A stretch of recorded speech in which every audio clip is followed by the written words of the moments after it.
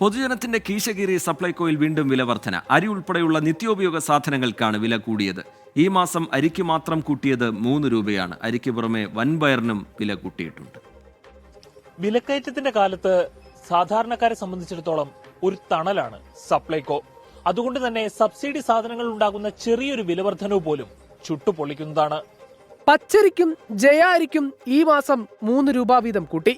29, 33 എന്നിങ്ങനെയാണ് പുതിയ നിരക്കുകൾ.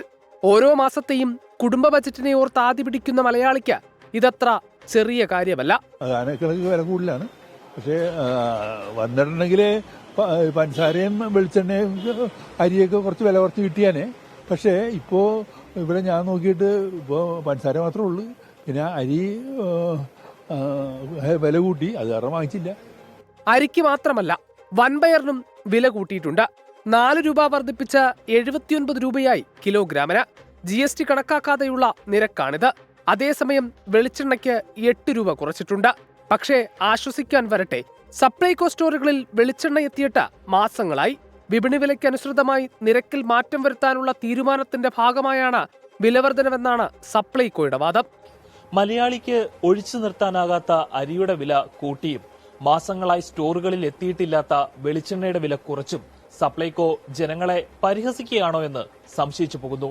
അമൽ സുരേന്ദ്രൻ, 24 കൊച്ചി. പൊതുജനം കഴുതയല്ല സാർ. സാധാരണക്കാരുടെ ഒരു ആശ്രയ കേന്ദ്രമാണ് സപ്ലൈകോ. അവിടെ ഉണ്ടാവുന്ന വിലവർധന, ചെറിയ വർധന പോലും അത് സാധാരണക്കാരുടെ വയറ്റത്തടിക്കും എന്നുള്ള കാര്യത്തിൽ സംശയമില്ല. നിത്യോപയോഗ സാധനങ്ങൾക്ക് ദിനംപ്രതി ഉണ്ടാകുന്ന വിലക്കയറ്റം താങ്ങാനാവുന്നില്ല എന്നാണ് അവിടെ എത്തുന്ന ആളുകൾ പറയുന്നത്. ഇനിയിപ്പോൾ ക്രിസ്മസ് ഒക്കെ വരാൻ പോവുകയാണ്. അതിനു മുന്നോടിയായി ഈ വിലയിൽ കുറവ് വരേണ്ടത് അനിവാര്യവുമാണ്. ചില പ്രതികരണങ്ങൾ കാണാം.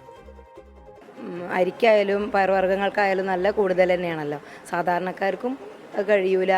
പിന്നെ ഞങ്ങളെപ്പോലെ ഹോട്ടൽ നടത്തുന്നവർക്കൊക്കെ എന്താപ്പോൾ അത്രയും വിലപിടിപ്പുള്ള സാധനം മേടിച്ചിട്ട് ഒരു ലാഭവും ഇല്ല. അഭിപ്രായം വില കുറച്ച് കിട്ടണം, നമുക്ക് സാധുക്കളല്ലേ, അങ്ങനെയൊക്കെ കിട്ടണം എന്നാ.